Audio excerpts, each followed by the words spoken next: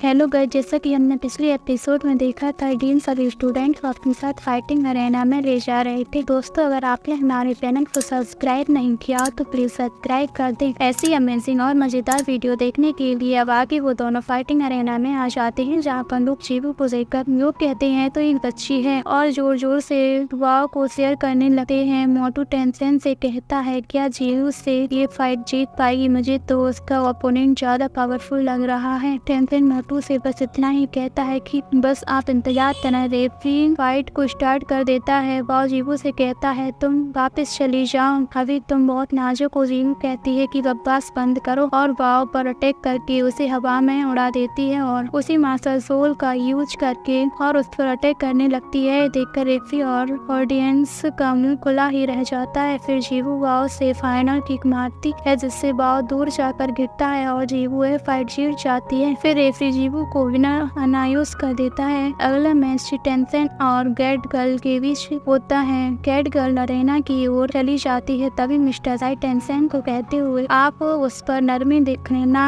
क्योंकि mister Thai cat girl को पसंद करने लगा था। टेंशन अपना सिर हवा में हिलाता है और वो दोनों फाइटिंग अरेना में आ जाते हैं। रेफरी फाइट स्टार्ट कर देता है। कैट गर्ल टेंशन पर अटैक करने के लिए उसकी ओर जाने लगती है। टेंशन अपनी मास्टर सोल सिल्वर प्लांट में कैट गर्ल को रोकने लगता है, लेकिन कैट गर्ल बहुत फास्ट होती है और टेंशन सब प्लांट उसे पकड़ ही नहीं पा रहा था और कैट गर्ल टेंशन पर अटैक करने लगती है, जिसे टेंशन बड़ी ही आसानी से डॉज कर रहा होता है कि तभी टेंशन कैट गर्ल को सिल्वर प्लांट की मदद से उसे पकड़ लेता है। कैट गर्ल अपनी हार को स्वीकार कर लेती है। रेफरी टेंशन को विनर अनाउंस कर देता है। फिर नेक्स्ट मैच डुएल होता है और इस मैच में जीवू और टेंशन एक टीम में होते हैं, जिससे अपोनेंट दो भाई होते हैं और दोनों की मास्टर सोल हैमर वंडर की होती है। रेफरी मैच को स्टार्ट कर देता है। टेंशन अपने सिल्वर प्लांट और जीवू अपने फास्ट मूवमेंट से उन दोनों भाइयों के पास जाने लगते हैं कि सभी वो दोनों भाई अपने पहले कोलिंग का यूज करके अपने हैमर को टकराते हैं, जिससे वहाँ पर एक एनर्जी निकलती है, जिससे टेंशन का सिल्वर ब्लू प्लांट नष्ट हो जाता है और उसे जीवू भी पीछे चली जाती है। तभी जीवू और टेंशन एक साथ उन दोनों भाइयों पर अटैक कर देते हैं। वो दोनों भाई अपने हैमर को वापस टकराने वाले होते हैं कि जीवू उन दोनों हैमर को अपने पैर से रोक लेती है और टेंशन मौका मिलते ही उन दोनों भाइयों को पिंजरे में बंद कर देता है। यह देखकर रेफरी और ओपोनेंट्स का गुस्सों के मारे बंद हो जाता है कि तभी वो दोनों भाई अपने हैमर की मदद से सिल्वर प्लांट को तोड़ देते हैं। तभी टेंशन दूसरी ट्रेनिंग का यूज करता है और उन दोनों भाइयों को